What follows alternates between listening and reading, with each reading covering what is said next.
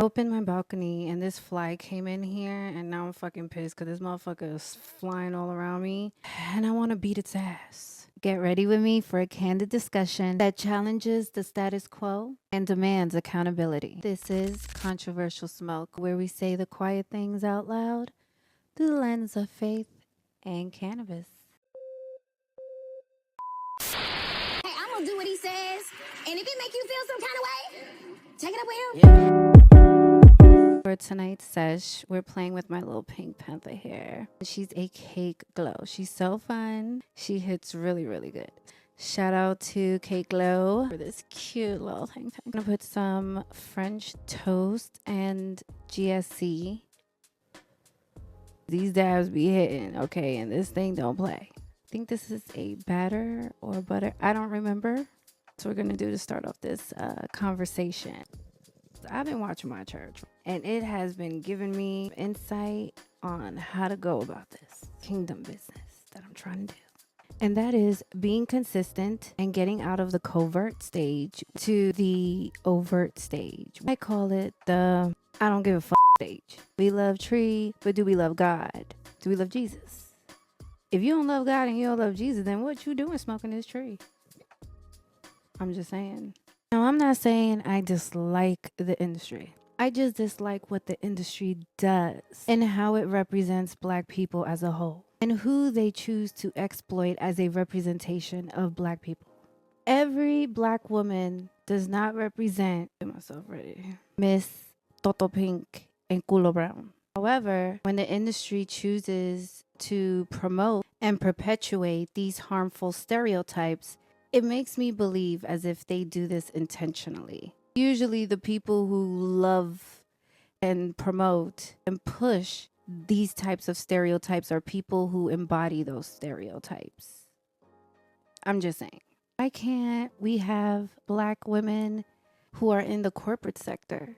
That's a better representation. Oh, because there isn't any.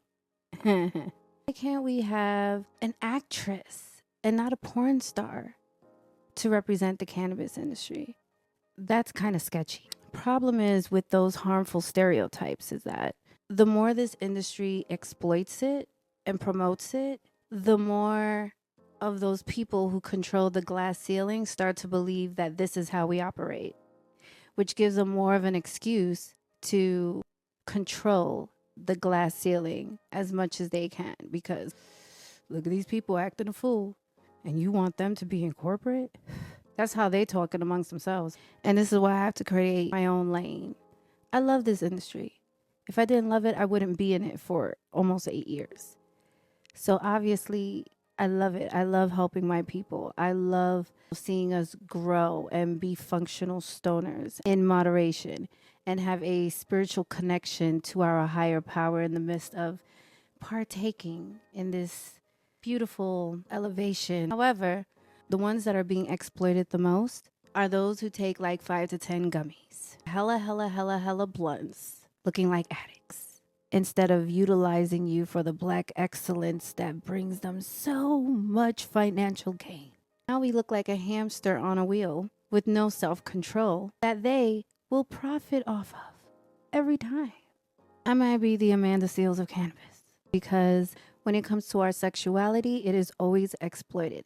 But when it comes to our talents and our passions and our education, it's like, ooh, we want to see you dance, but we don't really want to hear you talk.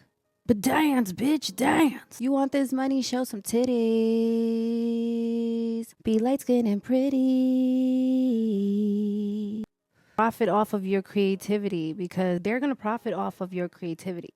And they're going to profit off of your Black excellence, whether you like it or not. You're better off creating your own lane that shows the individual impact that you want to make and the inspiration that you want to inspire. Once you start doing what everyone else is doing, you lose your sense of self. I said I was going to do this. I said that I was going to be honest. The cannabis industry doesn't give a about Black people because there's a glass ceiling. There is such a high exploitation of Black people. Sometimes it's really disgusting. Look at the turnover rate. Majority of the turnover rate consists of people of color. I feel like at times we are used until we can't be used anymore. And then after that, they just find ways to get rid of you. I be taking notes too. I don't play that. All I'm gonna do is tell you what I am hearing, comprehending, and understanding. I just had to put that word out. Cheers. I guess it's all about who has more of the money and more of the power. But it's like, come on, you gotta kind of share that power, because look how many people who look like me or darker are in jail for this very same thing that you make billions off of. And you don't want to find positions for them. All the black people that you see of excellence that brings you profitability, style, the allowance of utilizing and exploiting the culture, even when it's negative. I just be like, why? We bring the culture. Y'all not listening to Taylor Swift at every dispensary? I'm sorry, Taylor Swift. I love me some Taylor Swift. This is all, the culture. The only thing that bothers me is that I don't see people like me in that corporate sector. Like, like when we all got to be worried about, like, oh my God, corporate coming. Oh my God, make sure you got your badges. Oh my God, make sure you got. Like, I want to be able to be like, damn, look at this black lady. I'm trying to be like that. You know what I'm saying? I wouldn't want to do that personally, but I'm just saying. When we have representation and something, to look up to, we become more involved in wanting to attain that. I haven't really seen that yet. So I made me a little mocktail, and it's the Uncle Arnie's pineapple punch with the ocean spray cran pineapple. And since representation matters, cannabis companies should prioritize authentic representation, not what these BBL rapper girls is doing. That's not realistic, okay?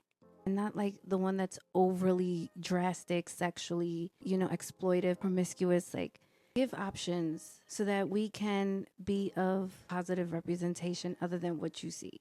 And I get it, we do exploit ourselves. However, the one with the most money should have the most common sense, which means if I'm going to represent a community and utilize it to my financial advantage, then I should put them in a better light and place them in better positions where their creativity just shines through. And not only does it flourish their creativity, it also flourishes your wallet. So this whole glass ceiling stuff ain't cool, especially when you got people who don't represent us in these cultural atmospheres and they don't know what to do. And then they complain about it as if they didn't know that they were working for a cultural industry where there is going to be more than just Wonder Bread in the building. And I think that's where the corporate sector needs to understand that you can have an educated woman or man of color that is not ambiguous looking, be of positive representation for us. But if we don't see people who look like us, how are we going to know that there's a possibility? There's really not much of a possibility, because me being in the industry for this long and I haven't really seen much, that already let me know, like, girl, you better make your journey. You better make your way, boo. You better create a path for yourself. But anyway, I got sidetracked for a moment. The cannabis industry needs to promote diverse voices, not just ambiguous ones. Not just the ones that brag about Toto Pink and Gulo Brown, okay? Educated people of color, preferably black people with darker pigmentation and melanin. Maybe with a bell pepper nose. I don't know. Due to the high turnover rate, I think it's evident that the intrinsical trusting is not always go. Other than prioritizing authentic representation in their marketing and hiring practices, many need to promote diverse voices, not just the ambiguous looking ones or the exotic looking ones. The normal ones that can read. And they don't always have to show their breasts to, succeed in this industry. It's kind of crazy how much they turned it into a Coors Light commercial. Like, the weed is thoughted out. She has been pimped out. By promoting diverse voices and stories to challenge stereotypes, you are not only turning your business into a transformational one, you are amplifying underrepresented perspectives. Since representation matters and we are the culture, we do keep the lights on, don't we? Then advocating for policies and initiatives that promote diversity, equity, and inclusion, empower Black and minority communities to create and sustain their own businesses, advocate transparency and accountability by providing mentorship and support networks within hiring practices, corporate culture, and community engagement, providing mentorship with people who represent them and stories to challenge stereotypes, empowers marginalized communities to hold these cannabis companies accountable for their actions and policies regarding diversity, inclusivity, and equity. Because they may say it there, that doesn't mean they embody it there. When you go into a dispensary, do you hear Taylor Swift? No. You hear Ice Spice, Nicki Minaj, J. Cole. Black excellence. Show us that it's possible to go beyond being a bud tender, a manager. I want to see someone that looks like me with the vernacular and the swag and the authenticity up there. Maybe I would have thought about, maybe I want to be up there, but I never seen it. Therefore, I never thought of it. I thought of the marketing realm because Black people are just so awesome at marketing. We are the culture. I feel like a lot of these companies get the second best version, the ambiguous looking, or the Latino. Now, don't get your panties in between your ass crack because I am Puerto Rican and Haitian, okay? It's just that I see what I see. Colorism is rampant in this industry. And if you can be exotic, that's even better. One thing that has provided me with jobs is being bilingual. Being able to speak Spanish, looking the way I look, being from the Bronx, having the accent that I have. It's like being a personality hire, but at the same time, you do your shit. You know what I'm saying? So I hope you guys enjoyed this episode.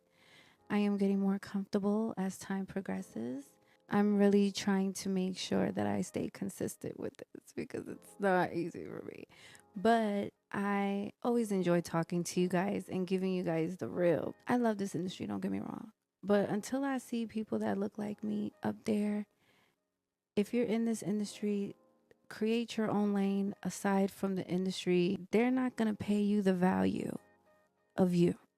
And that's what I had to learn. Can't be cool with that value forever.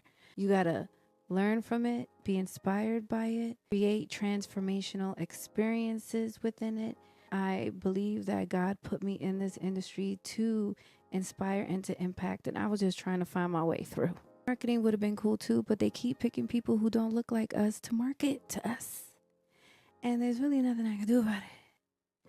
You know what I'm saying? The only thing that I can do is be the best person I can be and represent companies who show me their diversity, equity, and inclusivity is there. They embody it. And I only associate myself with such. All in all, by implementing these solutions and actually fostering inclusivity, equity, and accountability, we can work towards creating a more just and colorful cannabis industry for all. There's money for everyone. It sells itself. However, it's just like working at a Saks Fifth for the most part. Hopefully that will change. I don't know. I'm just making a way for myself so that I can inspire others to do the same within this industry, especially within an industry that is supposed to embody diversity and inclusivity, that's supposed to represent all colors of the rainbow because of the history behind it. So with controversy comes solutions. Some of these solutions, I believe a lot of them know of. They just choose not to apply them to their core values or embody them in their marketing and hiring practices. The Lord told me to tell y'all this, to tell y'all how the cannabis industry don't give a fuck about Black people. And you could tell, based on the fact that a lot of people have said the same thing that I just said, but I'm just repeating it again because it seems as if they intentionally do not want to try to understand or do it. It's like they love it. They love exploiting us and making us look terrible. Sad part, it be us that invest and promote in that shit. And then we be wondering about why they treat us this way. Why we can't get positions. Why we can't get... Hope you guys had a great night with me. I had a great night with you guys. Stay high, stay fly, stay prayed up. Make sure you got your foot through chancla tu teni on the devil's neck, because we all about positivity and realness over here. Y'all know the solutions now. Accountability is so important. Be authentic about it. That's all we care about. Be authentic, pay us well, and give us positive positions that inspire others to come after us. That's all. Next time, besitos. Mwah. Bye.